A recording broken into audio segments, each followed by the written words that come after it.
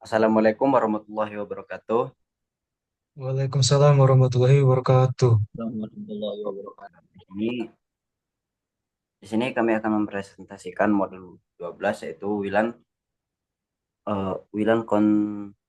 konsep eh, yang beranggotakan saya sendiri Eduardo, Eza Prasetyo, dan Peri Sinjaya. Yang pertama akan dipresentasikan oleh Eza Prasetyo. Eza Prasetyo, saya persilakan. Baik, di sini pada modul 12 yang akan kami bahas adalah WLAN konsep. Yang pertama di sini pada 12.0.2 yaitu What will I learn in this module? Artinya, apa yang akan saya pelajari dalam modul ini? Modul ini memiliki 7 topik titel dan 7 topik objektif atau tujuannya. Yang pertama di sini ada Introduction to Wireless, yang kedua Components of WLAN, yang ketiga WLAN Operation, yang keempat Cat Web Operation, yang kelima Channel Management, yang keenam WLAN Threads, yang ketujuh Secure WLANs. Topik tujuannya Describe WLAN Technology and Standard, yaitu menjelaskan teknologi dan standar WLAN. Yang kedua, describe the component of a WLAN infrastructure, yaitu menjelaskan komponen infrastruktur WLAN. Yang ketiga, explain how wireless technology enables WLAN operation. Menjelaskan bagaimana teknologi nirkabel memungkinkan operasi WLAN. Yang keempat, explain how a WLC use Cat Web to manage multiple IPs. Menjelaskan bagaimana WLC menggunakan Cat Web untuk mengelola beberapa AP. Yang kelima, describe channel management in a WLAN. Menjelaskan manajemen saluran dalam WLAN. Yang keenam, describe threats to WLANs. Menjelaskan ancaman terhadap WLAN. Yang ketujuh, describe WLAN security mechanism. Menjelaskan mekanisme keamanan WLAN.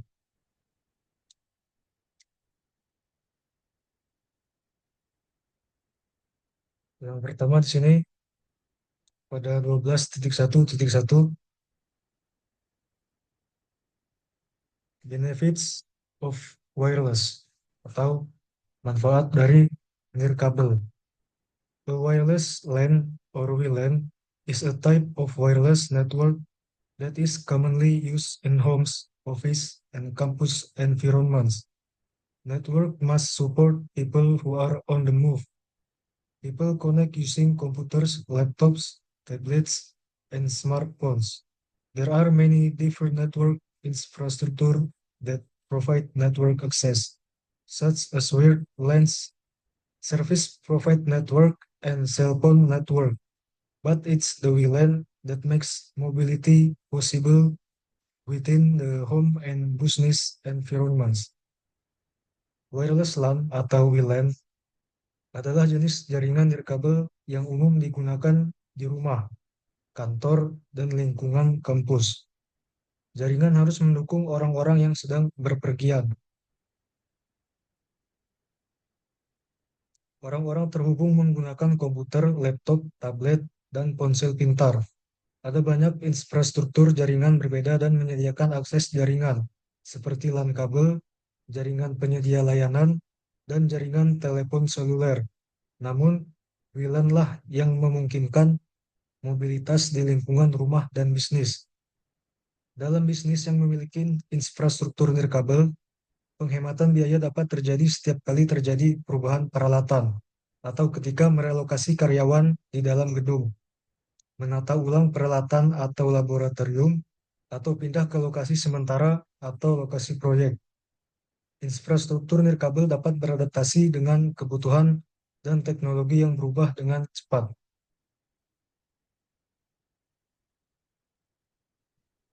Berikutnya pada poin 12.1.2,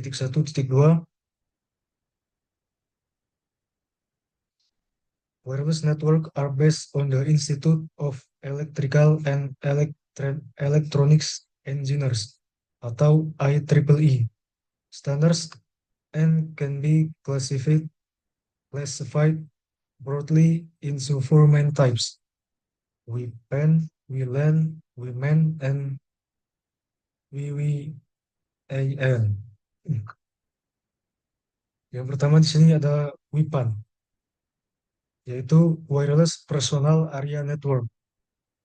Use low power transmitter for a short range network, usually 20 to 30 feet, 6 sampai 9 meter. Bluetooth and Zigbee based devices are commonly used in WPANs. WPANs are based on the 802 15 standard and a 24 GHz radio frequency. Jaringan area pribadi nirkabel atau WPAN menggunakan pemancar berdaya rendah untuk jaringan jarak pendek, biasanya 20 hingga 30 kaki atau 6 sampai 9 meter. Perangkat berbasis Bluetooth dan Zigbee umumnya digunakan dalam WPAN. WPAN didasarkan pada standar 802.15 dan frekuensi radio 2,4 GHz. Berikutnya ada WLAN, wireless LANs. Use transmitter to cover a medium-sized network, usually up to 300 feet. WLANs are suitable for use in a home, office, and even a campus environment. WLANs are based on the 802.11 standard and a 24 GHz or 5 GHz radio frequency.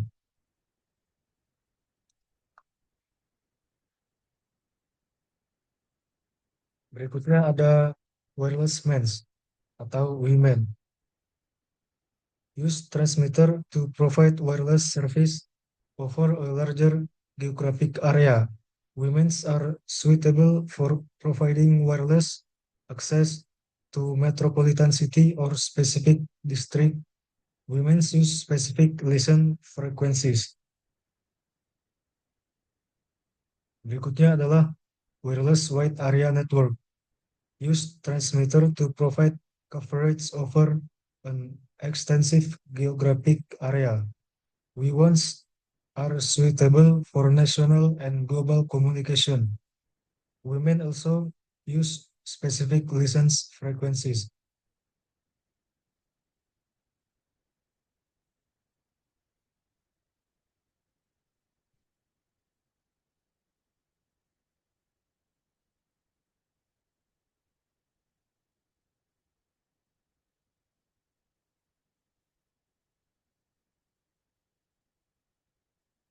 Berikutnya pada poin 12.2.2,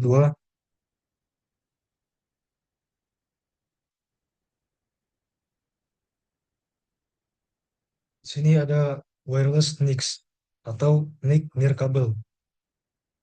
Wireless deployments require a minimum of two devices that have a radio transmitter and a radio receiver turned to the same radio frequencies. Any device with wireless NICs, a network device such as a wireless router or wireless AP. Penerapan nirkabel memerlukan minimal dua perangkat yang memiliki pemancar radio dan penerima radio yang disetel ke frekuensi radio yang sama. Yang pertama, perangkat akhir dengan NIC nirkabel. Yang kedua, perangkat jaringan seperti router nirkabel atau IP nirkabel. Untuk berkomunikasi secara nirkabel, laptop, tablet, ponsel pintar, dan bahkan mobil terbaru menyertakan NIC nirkabel terintegrasi yang menyertakan pemancar atau penerima radio Namun, jika perangkat tidak memiliki NIC nirkabel terintegrasi, maka adaptor nirkabel USB dapat digunakan, seperti yang ditunjukkan pada gambar. Banyak perangkat nirkabel yang Anda kenal tidak memiliki antena yang terlihat. Antena tersebut tertanam di dalam ponsel pintar, laptop, dan router nirkabel rumah. Selanjutnya akan dijelaskan oleh Ferry Sanjaya. Untuk Ferry Sanjaya, dipersilahkan. Masih hanya Prastio selanjutnya nanti kategoris APS can be categories as either autonomous APS or controller based APS. Jadi di sini tuh ada kategori AP. AP dapat dikategorikan sebagai AP otonom atau AP yang pertama ada autonom APS. Autonom APS. Jadi these are standalone device configured using a command line interface or a GUI as shown in the figure. Autonomous APS are useful in situations where only a couple of APS are required in the organization. A home router is an example of an autonomous because the entire AP configuration requires device. Maksudnya adalah AP otonom. Jadi AP otonom ini adalah perangkat mandiri yang dikonfigurasi menggunakan antarmuka, baris perintah atau GUI seperti yang ditunjukkan pada gambar. AP otonom berguna dalam situasi di mana hanya beberapa AP yang diperlukan dalam organisasi. Router rumah adalah contoh AP otonom karena seluruh konfigurasi AP berada di perangkat. Jika permintaan nirkabel meningkat, lebih banyak AP akan diperlukan. Setiap AP akan beroperasi secara independen dari AP lain dan setiap AP yang akan memerlukan konfigurasi dan manajemen manual ini akan menjadi sangat merepotkan jika hanya AP yang diperlukan. Nah, di sebelahnya ada controller based APS. This device requires no initial configuration that are often called like WAC atau APS, LAPS. LAPS uses the like WAC access point protocol, LWAPP, communicates with a WLAN controller, WLC. As shown in the next figure, controller based APS are useful in situations where many APS are required in the network. More APS are that it's automatically configure and manage the WLC. Maksudnya itu APS berbasis kontrol. APS berbasis kontrol. Perangkat ini tidak memerlukan konfigurasi awal dan sering disebut sebagai lightweight AP atau LAP. LAP menggunakan lightweight access point protocol atau LWAPP untuk berkomunikasi dengan kontrol WLAN atau WLC. Seperti yang ditunjukkan pada gambar berikut. Nah, selanjutnya ada di 12.3.3.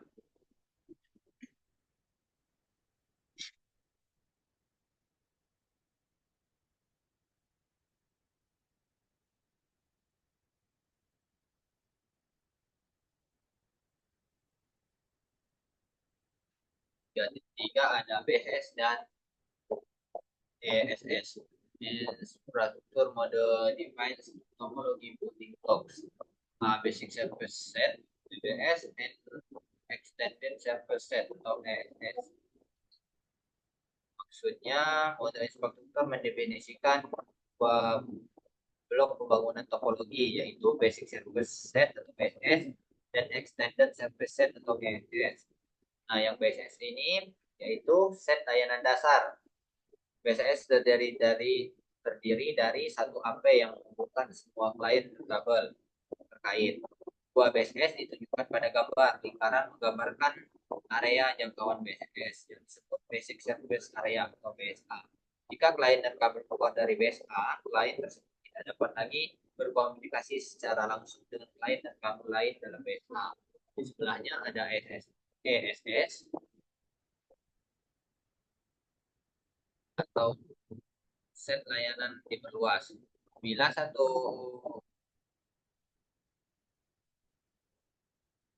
BSS tidak menyediakan cakupan yang memadai, dua atau lebih BSS dapat disambungkan melalui sistem distribusi atau DS ke dalam ESS. ESS adalah gabungan dua atau lebih BSS yang saling terhubung melalui DS kabel. Setiap ESS diidentifikasi oleh SSID dan setiap BSS diidentifikasi oleh BSS ID-nya. Klien nirkabel dalam satu BSA kini dapat berkomunikasi dengan klien nirkabel di BSA lain dalam ESS yang sama. Klien nirkabel bergerak dapat berpindah dari satu BSA ke BSA lain dalam satu ESS yang sama dan terhubung dengan lancar. Selanjutnya di 12.3.7.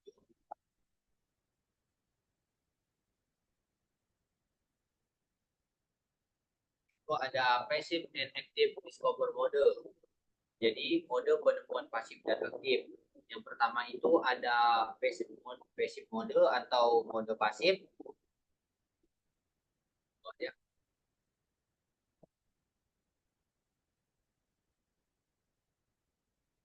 Ya. In passive mode, the AP openly versus its service by periodically sending broadcast become frames containing the SSID support standard dan support sending.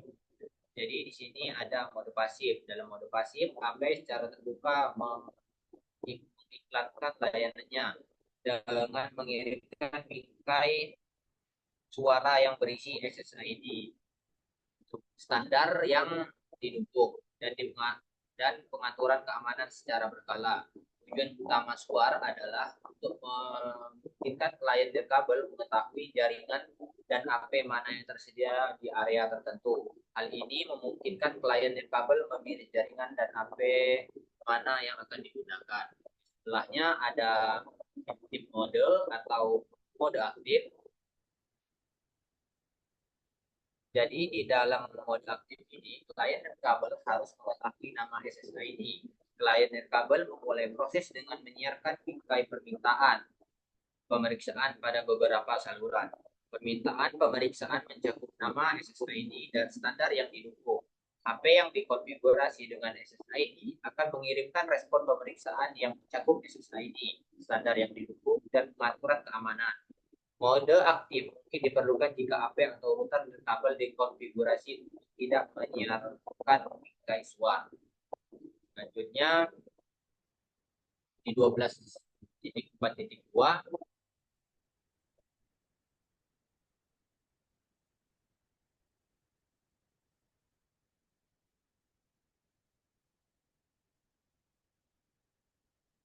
ada introduction to CAP WAP.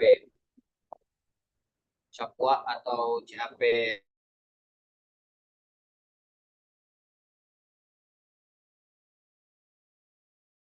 standar protokol ABS 19. Jadi di sini maksudnya itu pengantar CAP WAP. CAP WAP itu merupakan protokol standar dari triple yang menunjukkan WLC mengelola beberapa AP dan VLAN. CAP WAP juga bertanggung jawab atau enkapsulasi dan penelusuran lalu lintas klien VLAN antara AP dan WLC. CAP WAP didasarkan pada LWAPP, tetapi menambahkan keamanan tambahan dengan dia data RAM Transport Layer Security atau DTLS. CAP WAP membuat terowongan pada port user datagram protokol atau UDP. CAP WAP dapat beroperasi melalui IPv4 dan V6 seperti yang ditunjukkan pada gambar, tapi menggunakan IP4 secara default. Selanjutnya akan dilanjutkan oleh Eduardo. Silakan.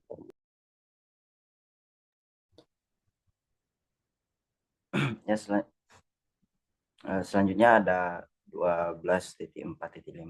Di sini ada flexing content connect APS atau titik akses Flex Connect.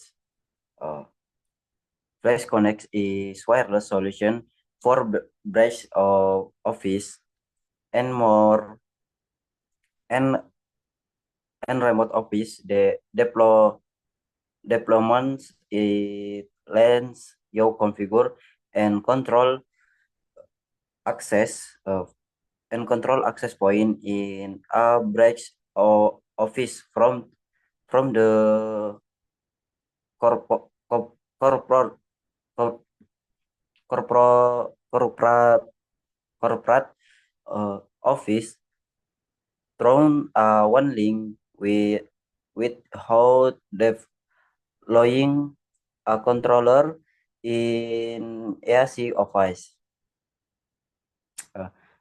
Maksudnya adalah Flex Connect adalah solusi nirkabel untuk penerapan di kantor cabang dan kantor jarak jauh. Solusi ini memungkinkan kita untuk mengkonfigurasi dan mengendalikan titik akses di kantor cabang dari kantor pusat melalui WAN. Nah, tanpa harus menerapkan pengontrolan dari setiap kantor, itu ada dua mode operasi untuk Flex Connect AP itu adalah yang pertama itu connect mode atau mode terhubung. Nah, WLC dapat dijangkau dalam mode ini. Flex Connect AP memiliki koneksivitas CAPWAP atau CAPWAP dengan WLC dan dapat mengirim lalu lintas melalui terowongan CAPWAP. Seperti yang ditunjukkan pada gambar WLC menjalankan semua fungsi CAPWAP-nya. Nah, yang kedua itu ada mode mandiri. Nah, WLC tidak dapat dijangkau. Flex Connect kehilangan atau gagal membuat koneksi CAPWAP dengan WLC-nya. Dalam mode ini, AP Flex Connect dapat menjalankan beberapa fungsi WLC seperti menghilangkan lalu lintas data klien secara lokal dan melakukan autentikasi secara lokal. Selanjutnya pada 12.53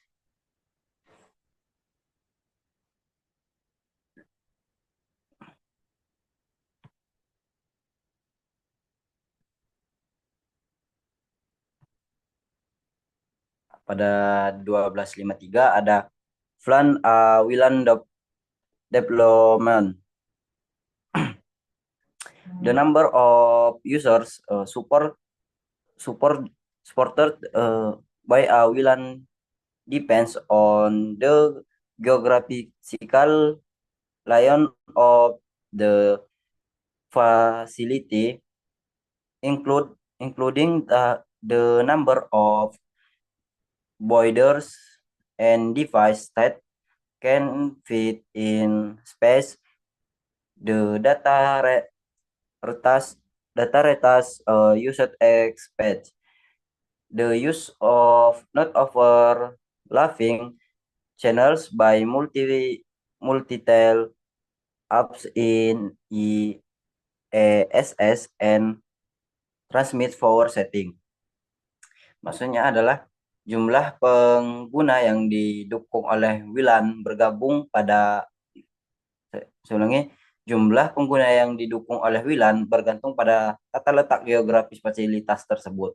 Nah, termasuk jumlah orang dan perangkat yang dapat muat dalam satu ruangan, kecepatan data yang diharapkan pengguna, penggunaan saluran yang tidak tumpang tindih oleh beberapa AP dalam suatu ESS, dan pengaturan daya pancar.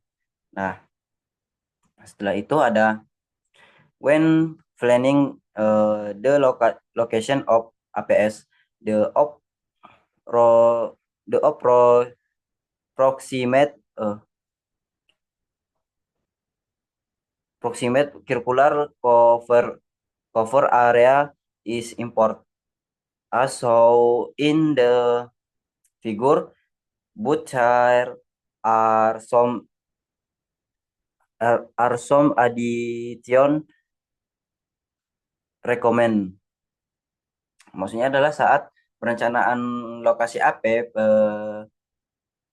perkiraan area cakupan melingkar penting seperti yang ditunjukkan pada gambar. Tetapi ada beberapa rekomendasi tambahan, yaitu ada yang pertama, jika AP menggunakan kabel yang sudah ada, atau jika ada lokasi di mana AP tidak dapat ditempatkan, catat lokasi tersebut di peta.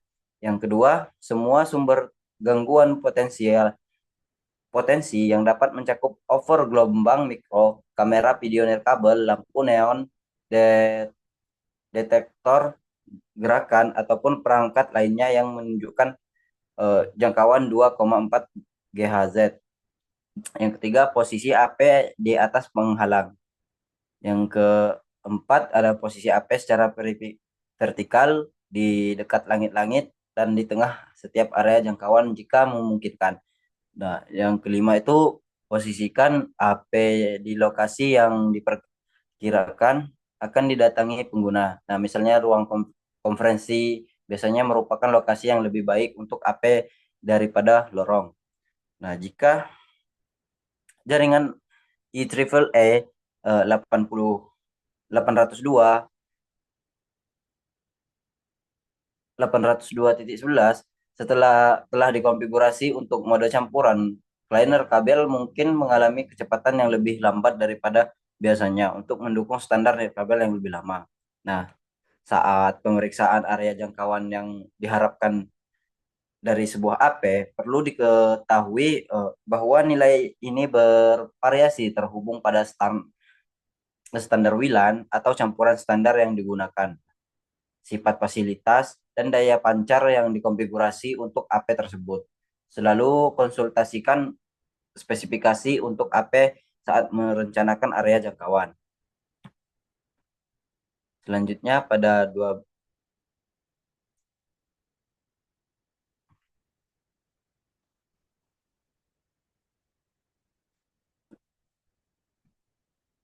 selanjutnya aja.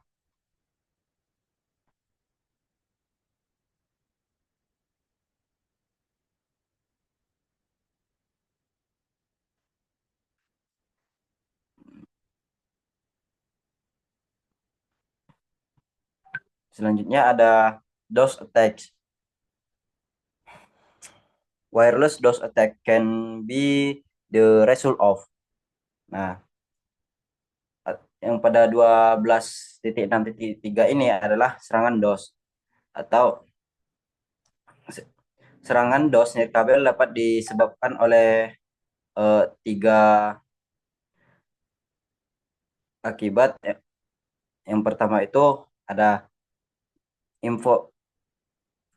improperly configure device. Nah, ini adalah perangkat yang dikonfigurasi dengan tidak tepat. Kesalahan konfigurasi dapat menonaktifkan WLAN. Misalnya administrator dapat secara tidak sengaja mengubah konfigurasi dan menonaktifkan jaringan atas penyusupan dengan hak istimewa administrator dapat secara sengaja menonaktifkan. Yang kedua ada mulation user international interfering with the wireless communication. Ini adalah pengguna jahat yang sengaja mengganggu komunikasi nirkabel. Ya, di mana sasaran-sasaran mereka adalah menonaktifkan jaringan nirkabel sepenuhnya atau sampai pada titik di mana tidak ada perangkat yang sah yang dapat mengakses media tersebut. Dan yang terakhir itu ada akside, accidental interface. Ini adalah gangguan yang tidak disengaja. Ya, yang dimana WLAN rentang terhadap gangguan dari perangkat kabel lain, phone micro, phone micro, telepon nirkabel, monitor bayi dan lainnya seperti yang ditunjukkan pada gambar pita 2,4 GHz lebih rendah terhadap gangguan daripada pita 5 GHz. Selanjutnya,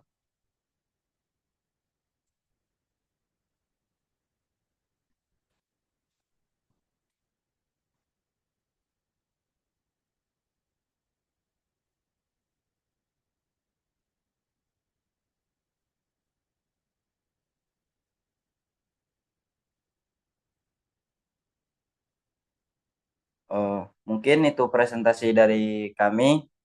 Jika mau ada kekurangan, kami mohon maaf. Saya Iri, wassalamualaikum warahmatullahi wabarakatuh. Waalaikumsalam warahmatullahi wabarakatuh. Ini yang terakhir aja.